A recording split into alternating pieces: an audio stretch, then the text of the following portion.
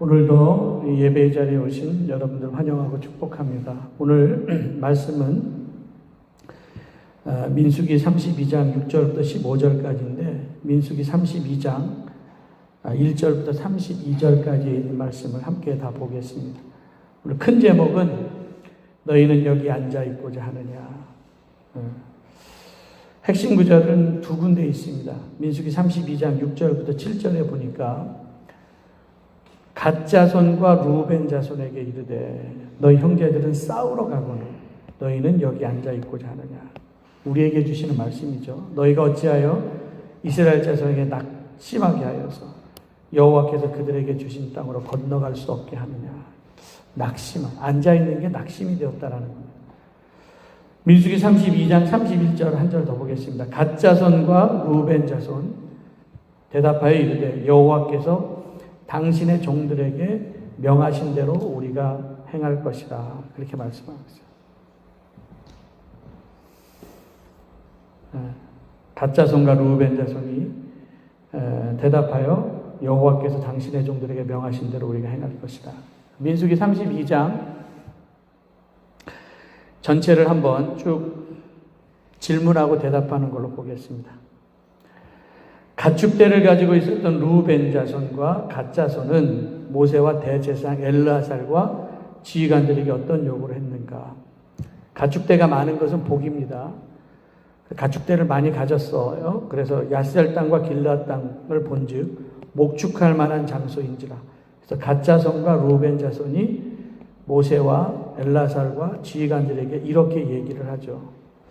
이 디본, 야셀, 리무라, 헤스본, 엘랄레, 스밤, 느보, 부온 이건 다 요단강 동편 쪽에 있는 땅, 요단강 동편 쪽에 있는 땅입니다. 이스라엘 회중 앞에 쳐서 멸하신 땅은 목축할 만한 장소이고 우리에겐 가축이 있습니다. 만일 당신에게 은혜를 입었으면 이 땅을 당신의 종들에게 그들의 소유로 주시고 우리가 요단강 건너지 않게 하십시오. 이기적이죠.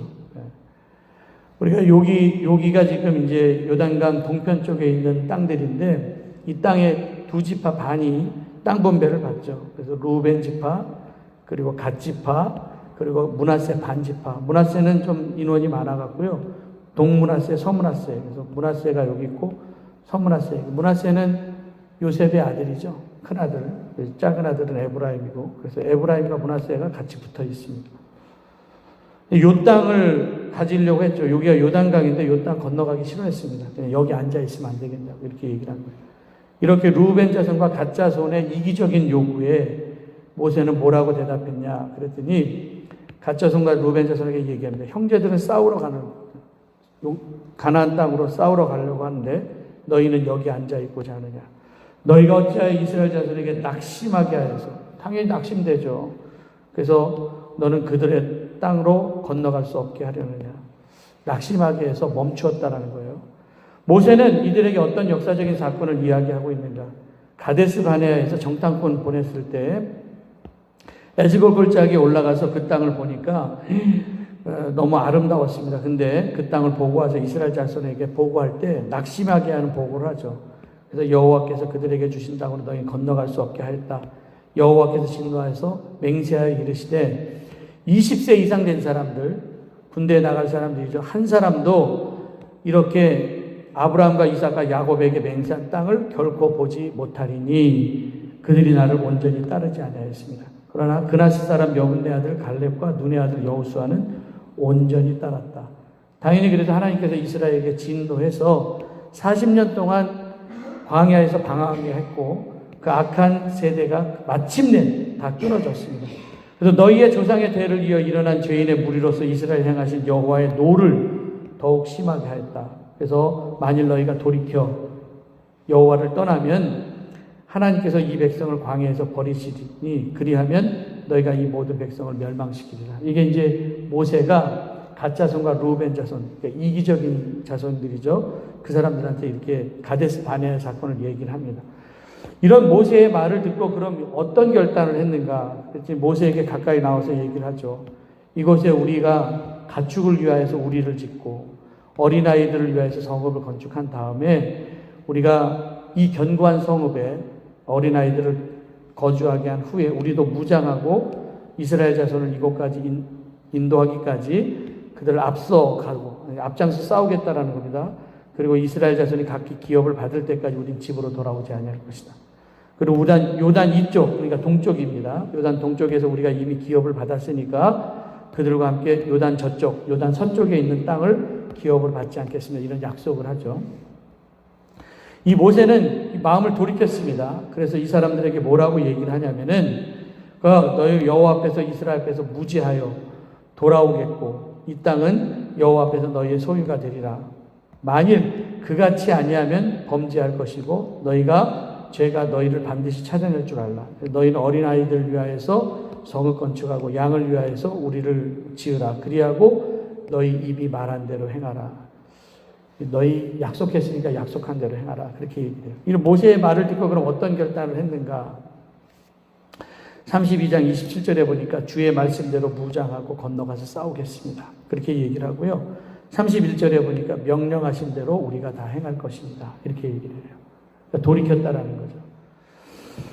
이스라엘 백성들이 이제 광야 40년 마치고요. 모압 평지에 진을 쳤습니다. 이제 요단강만 건너면은 약속의 땅에 들어가는데 외부적인 적이 있었죠. 우리 민수기 지금 계속 살폈지만 모압왕 발락, 거짓 선지자 발람, 미디안 사람들, 이 사람들이 이제 거짓말로 속여갖고 우상 숭배하고 음행하게 해서 바알볼에서 모압 평지 바알볼에서 24,000명이 전염병으로 죽게 되는데 이게 이제 다 외부적인 장애물이었습니다. 앞으로 건너가지 못하게 하는. 근데 32장에서는 외부적인 장애물이 아니라 이제 내부적인 장애물이 갓자손과 루벤 자손이 요단강 서편으로 건너가지 못하게 한 내부적인 장애물이 되었다라는. 사실 다 사람이 얼굴 다르듯이 내 마음 같지가 않아요. 그래서 갈등이 있는 거예요. 조금도 못 참아요, 사람이. 자기하고 다르면 조금도 못 참아요. 이거 버려야 되는데 아직까지 우리의 마음 가운데 그런 게 있어요. 그럼 참아주면 안 되고 좀 기다려주면 안 되고 그러려니 하면 되는데 이걸 못 참아요, 사람이. 그래서 내 마음 같지 않아서 사람들이 갈등이 있습니다. 갈등과 문제는 다 있지만 그래도 은혜로운 공동체는 풀 수 있는 능력이 있으면 되는데요. 부부싸움은 칼로 물베기라고 얘기를 하지만 그것도 자꾸 칼로 물베면 칼이 녹슬 수가 있으니까 되도록이면 안 부딪히는 게 좋죠. 안 부딪히는 게 갈등이 없으면 좋지만 갈등이 있다 할지라도 은혜로운 공동체는 풀 수 있으면 됩니다. 풀 수 있으면 돼요. 오늘 여기 갈등이 있었지만 풀었습니다. 그래서 우리가 첫 번째로 살펴야 될 게 뭐냐? 받은 복이 저주가 되면 안 됩니다. 사실 가축대가 많았다라고 하는 것은 복 아닙니까? 근데 요단 서편 쪽을 이렇게 보니까 이제 길르앗 땅입니다. 길르앗 땅 이렇게 보니까 목초지가 많아서 이기적인 마음으로 갓자손과 루벤 자손이 와갖고 여기 좀 머물렀으면 좋겠다. 그래서 이제 안주하려고 했죠. 근데 더 가진 곳이 있으면 감사한 마음이 있어야 되는데 이 감사의 조건들이 삶의 장애물이 됐다라는 거예요. 그래서 우리는 이런 극단적 이기주의 아닙니까? 이게 두 지파, 루벤 지파, 갓 지파가 보낸 극단적인 이기주의. 이기주의 뿌리는 욕심입니다. 그래서 자기들이 머물 땅을 자기들이 선택해요. 원래 땅 분배는 첫 번째는 사람 수에 따라서 공평하게 제비를 뽑아서 분배하게 되어 있는데 그들은 내가 선택할 땅 내가 차지하겠다라고 욕심으로 자기들이 원하는 것을 선택하려고 하죠. 하나님의 방법은 아닙니다. 그래서 자기 선택에 의해서 그러면 당연히 자기 이익이 들어가니까 욕심이 들어가는 거죠. 마치 창세기 13장에 보면은 아브라함과 롯이 가축대가 많아갖고 다툼이 생겼는데 동거할 수 없었어요. 그래서 롯에게 땅에 대한 우선권을 줍니다. 그래서 창세기 13장 10절에 보니까 롯이 요단 지역을 바라보니까 이것도 요단 동편 지역입니다. 소알까지 온 땅에 물이 넉넉해서 소돔과 고모라를 멸하시기 전이어서 여호와의 동산 같고 애굽 땅과 같았다. 그래서 롯이 땅을 선택하는 기준이 나오는데 자기 눈으로 볼 때 여기는 물이 넉넉하고 가축 기르기 너무 좋은 땅이다. 딱 맞는 땅이라고 생각을 했던 거예요. 그래서 결과적으로 이제 롯이 소돔 땅을 택했는데 그 소돔 땅이 좋은 땅이었습니까? 그리고 롯이 선택한 선택이 자기가 선택한 선택이 잘한 선택입니까? 롯이 소돔 땅에서 행복하게 살았습니까? 아니요. 롯의 선택은 자기가 보이기 좋은 대로 좋은 땅을 선택했지만 결코 거기서 그는 행복하지 못했다라는 거예요. 사람 마음은 다 비슷비슷해요. 사람이 똑같아요. 비슷비슷해요. 내가 보기 좋은 땅은 다른 사람도 보기 좋고, 내가 살고 싶은 땅은 다른 사람도 살고 싶은 땅이에요. 루벤 지파 가짜선 사람들이 볼 때 목축하기 좋은 땅이면 다른 지파들도 머물고 싶어하는 땅인데 자기 이익 챙기다 보니까 서로 분열이 되고 갈등이 생기는 거 아닙니까? 그래서 아브라함도 롯처럼 만약에 같은 기준을 가지고 선택을 했다고 한다면은 또 다른 싸움이 벌어졌을 거예요. 나도 그 땅 원해. 근데 아브라함은 일단 자기 이익 내려놓고 목초지 눈에 보이는 대로 택하지 않죠. 하나님이 원하시는 곳을 택합니다. 그게 헤브론 땅입니다. 그러니까 새로운 곳을 보게 된다라는 거예요. 새로운 곳. 요단강 건너면 사실 큰 승리가 있고 루벤 자손과 갓 자손이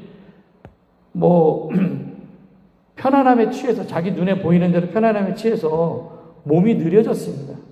근데 몸이 느려진 건 제가 얘기해요. 속도의 문제가 아니라 이건 정신 상태의 문제라고.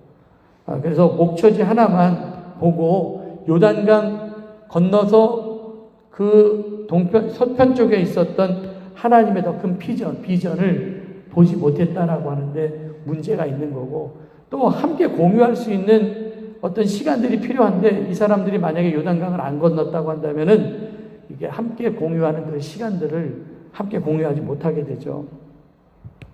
우리가 그럼 어떤 사람이 되어야 되느냐? 낙심하게 하지 말고 선한 일에 동기부여자가 되어야 됩니다. 모세는 사실 말도 안 되는 제안을 갖고 온 루벤 지파 가짜손들에게 어이없다는 듯이 얘기를 하는 거예요. 너희 형제들 싸우러 가는데 너희 여기 앉아 있고자 하느냐? 너희가 어찌하여 이스라엘 자손에게 낙심하게 해서 하나님께서 그들에게 주신 땅으로 건너갈 수 없게 하느냐? 이 사람들의 그 선택, 이 사람들의 이기적인 생각들이 다른 지파 사람들에게 낙심을 하게 했습니다. 다른 사람들 낙심하게 하면 안 돼요, 우리.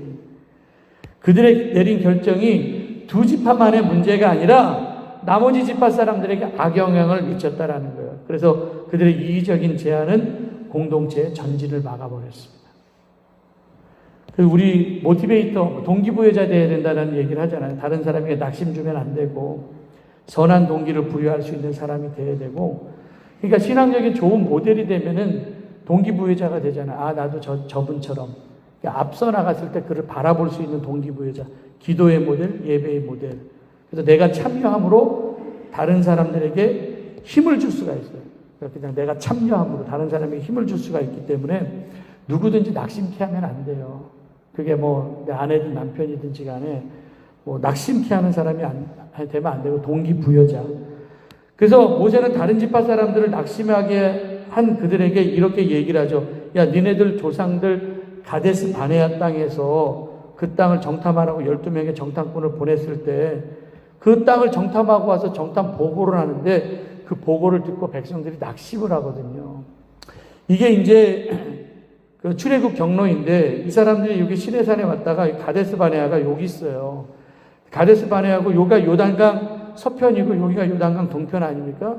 근데 이제 므낫세와 갓 지파와 루벤 지파는 여기 이 땅에 머무르려고 했어요. 요단강 동편 쪽에 건너가서 여리고 점령하고 이 땅을 점령해야 되는데, 근데 가데스 바네아에서 바로 여기서 정탐꾼 보내갖고 이 땅을 정탐하고 돌아왔는데, 가데스 바네아에서 가나안 땅 돌아가는 거 금방 들어갑니다. 그런데 이 사람들이 악평을 했기 때문에 하나님께서 이렇게 해갖고 38년을 가데스 바네아, 여기 2년 후에 여기까지 오거든요. 그래서 38년을 그냥 광야에서 뺑뺑이를 돌립니다. 왜 이 짓을 해요? 그래서 가데스 바네아의 이야기가 민수기 13장에 나오는데 12명 정탐꾼 보내서 40일 땅 정탐하고 와서 보고하기를 우리가 그 백성을 치지 못할 것이다. 우리보다 강하다. 악평하여 이르되 우리가 두루 다니며 정탐한 땅은 거주민을 삼키는 땅, 모든 백성은 신장이 장대하다. 거인들이 살고 있다. 그래서 우리는 스스로 보기에도 메뚜기와 같으니 이렇게 얘기를 해요. 악평하는 소리를 듣고요. 백성들이 낙심해서 밤새도록 통곡을 합니다. 그래갖고 낙심된 사람들이 이제 원망하려고 모세한테 찾아와갖고 짱돌 들고 얘기를 하잖아요. 애굽 살 때가 좋았어. 다른 사람을 지도자로 세워서 애굽으로 돌아가자. 이런 얘기를 해요. 지금 다 힘든 때인데, 지금 다 힘든 때 아닙니까, 지금? 이 불평하는 사람이 사람을 낙심하게 하는 거예요, 지금. 그게 얼마나 사람을 힘들게 합니까, 지금. 사람에게 하지 말고 하나님께 와서 기도해야 되는데, 아니, 다 마음에 안 드는 거 있다 할지라도 사람을 낙심케 하면 안 되잖아요. 그래서 루벤 집파, 갓 집파 사람들한테 지금 얘기를 하는 거예요. 야, 너희 조상들이 했었던 그 짓. 가데스 바네아에서 악평하여 갖고 백성들을 낙담하게 했었던 그 짓을 너희는 기억하지 못하니, 낙심해서 원망하다가 광야에서 다 죽었지 않니? 너희들도 너희 조상들처럼 되고 싶니? 너희들이 다른 사람을 낙심하게 하면 하나님의 진노가 너희에게 임해서 너희가 분명히 멸망하게 될 거야. 이런 얘기를 한 거예요. 이렇게 다른 사람에게 낙심하게 하고 원망하게 했었던 그 광야 1세대 사람들, 그 사람들은요, 가나안 땅 밟아보지도 못하고요, 광야에서 다 죽어요. 그리고 10명의 정탐꾼은 낙심에 불을 붙인 사람입니다. 낙심을 자극하게 하면 안 되죠. 민수기 26장, 민수기 1장에서는 인구조사가 나오는데, 민수기 26장 연병 후 이렇게 시작하잖아요. 그 민수기 26장 연병 후인데, 민수기 25장이 연병의 사건이 나옵니다. 바알볼에서 24,000명으로 전염병으로 죽은 후에 민수기 26장에 시작되는데, 하나님께서 이제 요단 서편 땅 점령하기 전에 20세 이상으로 점령, 전쟁에 나갈 만한 사람 숫자를 계수하라고 얘기를 합니다. 그래서 민수기 26장에 숫자 세는 얘기가 나오는데, 여러분 성경에 보면은 민수기 26장 51절에 이스라엘 자손의 전체 전쟁에 나갈 만한 12지파 사람들 20세 이상 계수해 보니까 60만 1730명이 딱 나와요. 60만 1730명. 이게 2차 조사입니다. 그리고 민수기 1장 46절에 보니까 애굽에서 나온 지 2년 2개월 되었을 때 계수된 자의 총수가 나오는데 60만 3,500명. 이거 1차 조사입니다. 이거 민수기 1장에 나와 있는 1차 조사, 그리고 민수기 26장의 2차 조사. 이게 딱 조사를 했을 때 1,820명이 감소되지만 24,000명으로 안 죽었다고 한다면은 굉장히 많은 숫자가 더 있었겠죠. 연병 후라고 할지라도, 전염병 후라고 할지라도 그렇게 많은 숫자가 줄어들지는 않았어요. 줄어들지는 않았어요. 사실 이게 이 그림이 인구조사인데, 이 빨간 표시로 되어 있는 게 므낫세 자손과 갓 자손과 루벤 자손에 대한, 이 사람들 요단강 동편에 땅 분배를 이미 분배받은 사람들이거든요. 요거는 이제 성막을 중심으로 해서 12지파의 배치도입니다. 그 중에 이제 갓 자손과 루벤 자손의 인구 조사를 한번 이렇게 살펴보면은 증감이 나올 거 아닙니까? 증감. 그럼 증감을 한번 이렇게 보면은 각 지파별로 루벤 자손은 2차 조사 때 민수기 26장에 43,730명, 그리고 이제 갓 자손이 45,500명. 이 사람들은 요단 동편에 땅을 이미 분배받은 사람들입니다. 그리고 므낫세 반지파도 땅 분배를 받았는데, 민수기 1장에 보니까 1차 때 32,000명이었는데 2차 때 52,700명으로 숫자가 가장 많이 늘었어요. 므낫세 지파가 광야 40년 동안. 그러면 므낫세 지파 그냥 반 정도만 요단강 서편 쪽에 간다 할지라도 26,350명이 전쟁에 참여할 수 있는 사람이잖아요. 반만 가더라도. 그럼 루벤 지파, 갓 지파 합치니까 84,230명, 거기다가 26,350명, 므낫세 반지파를 합치면요, 11만 580명이에요. 11만 580명. 그러면은, 아까 2차 조사 때 60만 1,730명에, 만약에 내가 주저앉지 않고 내가 여기 앉아 있겠습니다. 전쟁에 안 나가겠습니다. 요단강 동편, 요단강을 건너서 그 땅에 건너가기 싫습니다. 해교했었던 사람들, 루벤 지파, 갓 지파, 므낫세 반지파를 반만 합쳐도 11만 580명. 이거 적지 않은 수거든요. 60만 1,730명에서 그냥 전쟁에 나가지 않는다고 했었던 사람 11만 580명 하면 나머지 51만 7,500명은요, 전쟁에 나가서 싸워야 되는데, 이 사람들은 나가서 싸우고 싶겠습니까? 당연히 이 50만 1,750명은 낙심하게 되는 거죠. 가서 좀 도와주고 함께 건너가자면 얼마나 힘이 되겠습니까? 그럼 낙심된 사람 50만 1,700명이 낙심케 만드는 거예요. 그래서 모세는 루벤 지파하고 갓 지파 사람들의 행동이 40년 가데스바네아에서 너희 조상들이 했었던 것과 똑같은 짓이다. 왜 다른 사람을 낙심케 하는 낙심의 도구로 너희들이 사용되느냐? 큰 배라도 작은 구멍 하나로 파손이 되는데 우리가 구멍이 되면 안 되잖아요. 지금 가짜선과 루벤 자손은 구멍이 됐거든요. 이러면 안 된다라는 거예요. 그럼 여러분이 함께 생각을 좀 함께 나눴으면 좋겠어요. 코로나 이후에 우리가 이제 교회 위기로 보고 긍정적인 전망보다 부정적인 전망이 큰데, 예전에 한국 기독교인들 1000만 기독교인들이라고 얘기를 했습니다. 25% 이렇게 잡았는데 지금은 한 600만 실질적으로. 근데 대한민국 전체 인구의 10% 기독교 인구라고 치면은 통계상 주일 예배를 출석하지 않은, 자기는 교인이라고 체크를 하는데 주일 예배를 정기적으로 출석하지 않은 가나안 교인, 거꾸로 하면 안 나가 교인을 200만 정도로 우리가 보잖아요. 이게 큰 숫자입니다. 예. 그럼 개신교인들 코로나 이후에 1000명을 대상으로 설문조사를 했는데 14% 정도가 교회에 나와서 예배를 드리는 것, 코로나 이후에 약간 부정적이었어요. 그럼 코로나 이후에 전체적으로 그러면은 가난한 교인들, 그러니까 교회는 안 나가지만 다른 것들을 통하여서 그냥 예배를 대체하겠다라고 하는 사람들이 14% 정도가 된다고 한다면은 이거는 작은 숫자가 아니다라는 겁니다. 이게 통계적으로 나왔으니까 4월 달에 통계를 낸 거니까. 그래서 코로나 이후에 한국 영양조사도 보고서에 의하면은 개신교인들 1000명을 대상으로 해서 GNCOM 리서치에서 조사를 했는데 코로나 이후 한국교회에 어떠한 변화가 올지 파악하기 위해서 코로나19 종식된 후에 예배 참석의 의향을 물었어요. 그때 예전처럼 동일하게 난 교회 나갈 것이다 라고 얘기한 사람이 85.2%. 근데 교회 가지 않을 것이다, 그냥 방송이나 가정 예배를 드릴 것이다가 12.5%, 교회 잘 안 나가게 될 것이다, 이게 1.6%, 이게 합치면 14.1%예요. 그러면은 예전처럼 동일하게 출석할 거를 85.2%라고 얘기를 한다고 한다면은 14.1% 정도는 그냥 교회 나가지 않을 수도 있다라고 하는 겁니다. 1000명을 대상으로 했으니까. 그러니까 이 예배 중지 이후 이게 얼마나 악한 영향력이 있는지 이건 심각하게 고민을 해봐야 된다는 거죠. 우리 스스로가 생각할 때. 그러니까 금요일 날이나 수요일 날이나 새벽 예배도 마찬가지예요. 이거는 예배 중지가 오는 안 좋은 영향력입니다. 그리고 예배를 드리지 않는 이유, 왜 그럼 예배 안 드릴 거냐 물어봤더니 이미 편안함에 익숙해져 갖고 게을러서 귀찮아서가 29.6%예요. 교회 가지 않아 예배 드릴 마음이 안 생겨서 23.5%. 가족들이 만류해서, 회사가 못 가게 해서. 그래서 현장 예배 중단의 후유증이 크다라는 거죠. 사실 이게 굉장한 스트레스입니다. 그리고 예배를 드려도 정말 가까이 나가서 예배를 안 드리려고 하죠. 하나님께 가까이 나가서.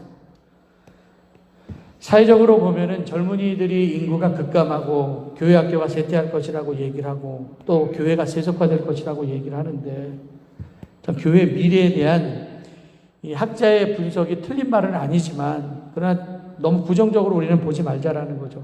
왜냐하면은 그냥 2000년 동안 이미 교회는 거대한 불신 세력에 의해서 박해, 위기, 더 큰 어려움도 겪었고, 예루살렘 교회도 사도만 남겨놓고 다 박해를 받아서 흩어졌습니다.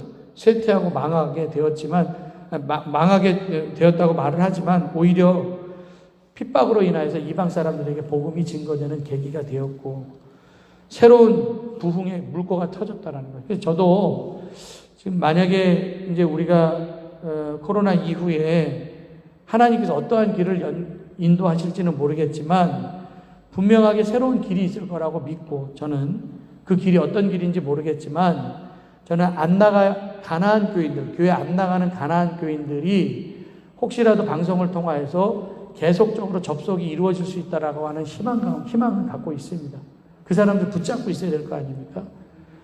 사도 바울이 로마서 8장 34절에 얘기를 했어요. 누가 우리를 정죄하고 누가 우리를 그리스도의 사랑에서 끊고, 환난, 공고, 핍박, 기근, 적신, 위험, 칼 넉넉하게 이긴다라고 얘기를 하고 있어요. 하나님의 말씀은 희망을 얘기하고 있기 때문에 좀 보이지는 않지만 우리가 좀 희망을 좀 봤으면 좋겠습니다. 희망을. 그리고 말씀을 들었으면, 그래서 갓지파 사람과 루벤 지파 사람들의 마음밭이 좋아갖고 이야기하면 들었어요. 듣는 귀가 굉장히 중요하잖아요. 이게 사실 루벤 지파와 갓지파 사람들이 와갖고 모세한테 얘기할 때에는요, 모세는 이 이야기를 굉장히 황당하게 들었습니다. 어떻게 이런 놈들이 다 있지? 말 같지도 않은 말을 하는 거 아닙니까, 지금? 근데 다행인 것은 모세가 가데스 바네에서 너희 조상들이 40년 전에 했었던 그 백성들을 낭망하게 했었던 그 이야기를, 모세가 했었던 그 이야기를 듣고 그들이 고개를 끄덕였다라는 거예요. 그리고 돌이켰다라는 겁니다. 그러니까 여기에는 그래도 소망이 있다라는 거예요. 그래서 공동체가 건강하게 세워졌다라는 거예요. 충분히 듣고 이해하고 그들은 결단하고 모세하고 약속을 하죠. 어떤 약속을 하냐면 이렇게 얘기를 하죠. 알았습니다.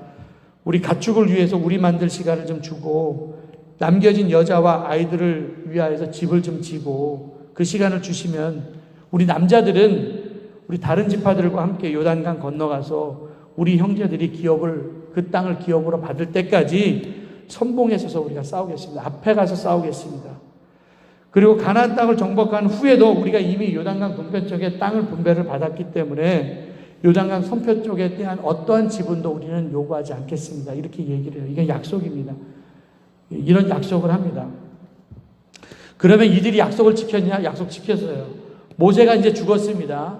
그럼 모세와 이거 한 약속 아닙니까? 그럼 모세 한 약속을 어길 수도 있잖아요. 우리 그거 안 지킬 것이다. 이렇게 어길 수도 있는데 그 다음 지도자였었던 여호수아에게 와서 여호수아서 1장에 루벤 지파와 갓 자손과 므낫세 반 지파가 와서 얘기를 해요. 이렇게 당신이 우리에게 명하신 것을 우리가 다 행할 것이고 당신이 우리를 보내시는 곳에 우리가 갈 것이고 범사에 모세에게 순종한 것이 같이 당신에게도 여호수아에게도 순종할 것이고 오직 당신의 하나님 여호와께서 모세와 함께 계셨던 것 같이 당신과 함께 계시기를 원합니다. 누구든지 당신의 명령을 거역하며 당신의 말씀을 순종하지 않은 자는 죽임을 당하리니 오직 강하고 담대하소서. 참 이런 얘기를 와서 할 때 여호수아는 이 루벤 자손과 갓 자손이 얼마나 고마웠을까.